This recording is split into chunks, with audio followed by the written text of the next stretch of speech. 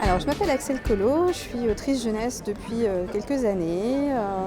J'écris depuis que je suis toute petite et parce que j'ai toujours envie de raconter des histoires. Je me les racontais dans la tête quand j'étais petite avant de m'endormir. Et après, je me suis dit, ce serait bien que je les partage et c'est comme ça que j'ai commencé à écrire.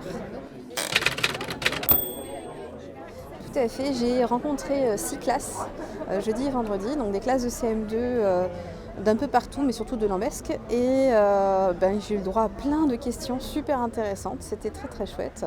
J'ai vraiment passé un bon moment avec des enfants très intéressés et des interventions très bien préparées par les enseignants. En fait, ils avaient lu mon livre Les Pirates de l'île Mirage, le premier tome.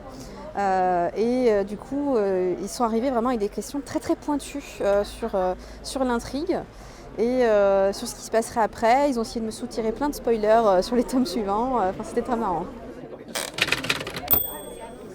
C'est justement le deuxième tome des Pirates qui s'appelle L'Explorateur. Donc du coup, ils m'ont arraché quelques spoilers, mais je me suis quand même bien retenue. Et j'ai quelques élèves qui sont déjà revenus acheter le tome 2, me le faire dédicacer. J'ai pu rediscuter de nouveau avec eux, c'était très chouette aussi. Ça dépend de l'âge, parce qu'en fait, donc, les Pirates sont adaptés aux enfants entre 8 et 12 ans. Ensuite, j'ai un roman de science-fiction, anticipation, un policier pour les 10-12 début de collège qui s'appelle Les Psycho-Agents, donc beaucoup d'action, agents secrets, etc. Et après, j'ai un roman pour les grands ados à partir de 14 ans, parce qu'il y a des scènes qui ne sont pas faites pour ceux d'avant, qui s'appelle Génération Captive. C'est aussi une sorte de SF, une presque dystopie comme je l'appelle, avec une petite romance et beaucoup d'action, et c'est un peu ma marque de fabrique et pas mal d'émotions. J'hésite entre deux. J'ai de l'électricité sur mon île. À ce moment-là, je prendrais l'intégrale des Ghibli, des studios Ghibli de Miyazaki, parce que c'est juste des pépites et que je pense que je peux juste pas m'en passer.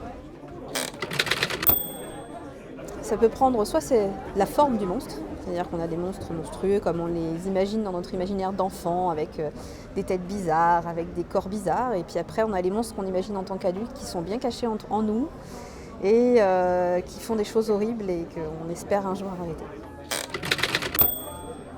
Alors j'aime beaucoup les yokai, les monstres japonais, et j'ai une grande préférence pour le kitsune, c'est un démon renard.